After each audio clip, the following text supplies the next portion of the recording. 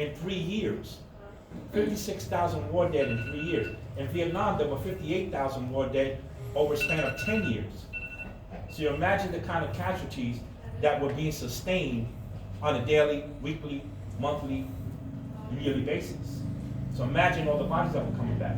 So at least there were those who came back, but there were those who didn't.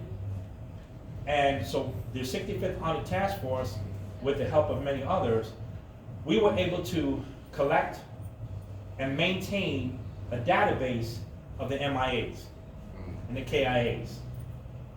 So we always had a long list of their names, those who didn't return.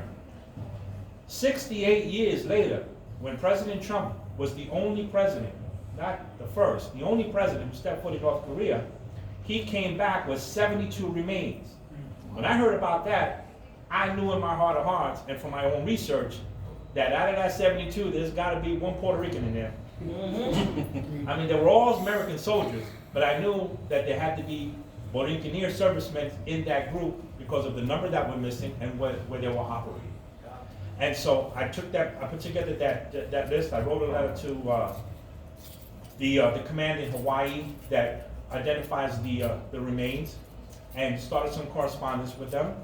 They agreed with my suspicions, and they invited me over to partake and participate in the greeting ceremony. And at that time, I was trying to get myself over there, and your commander was very essential and crucial in helping to help try to make that happen. It didn't quite happen at the time because of other things out of our control, but nevertheless we did. And as it turns out of the 72, 5 were Borinqueniers. Whoa!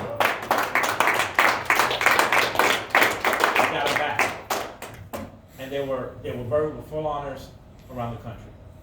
So this is for them, and I appreciate the recognition that this post has taken to help do that and support me in all the missions that I've been doing. Many other times your organization has supported my organization. At this time, I'd like to also return a small favor, if I may, by your leave, sir. If I may, just a small token. One of the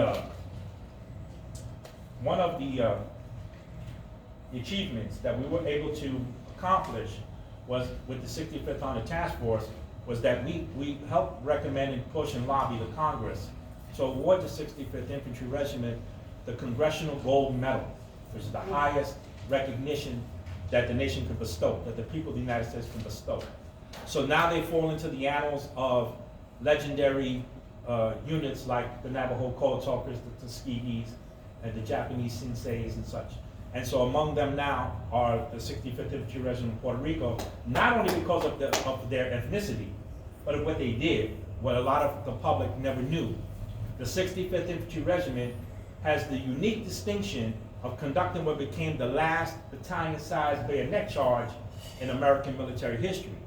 And as any other infantryman would know, when you hear the order, fix bayonets, you know you're going to have a busy work day in front of you. Oh, yeah. And so 2 battalions took on elements of the Chinese 149th Division. They were completely outnumbered, surrounded, and their response to the enemy's demand for their surrender was their war cry and the tips of their bayonets. And so for this, they received the Congressional Gold Medal for that gallant deed. And I'd like just to pass on all that this represents and embodies to your commander by your leave.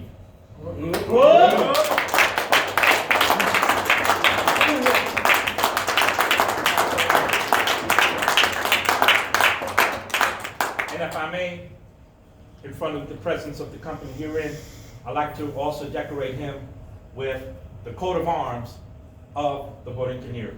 Indeed.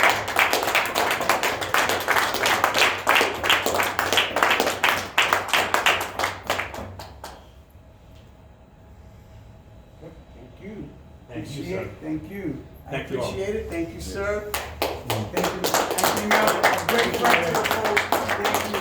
Wow, what an honor. And this all belongs to you guys. This goes in our archives. Thank you. I'm honored. Thank you. And just to let you know,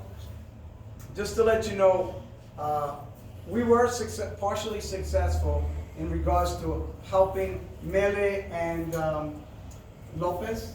Tommy Lopez to go to Hawaii. We were successful in the sense of we were able to coordinate transportation Sure. to fly them over there.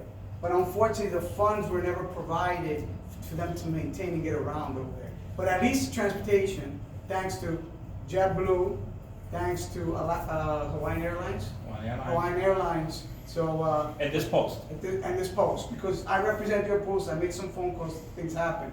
Unfortunately, the other half could not have assisted him, and but the mission was accomplished. Thank you. Yeah. Well, And my compliments also from other organizations that you all help support, among those being the Sovereign Military Order of the Temple of Jerusalem, the Knights Templars.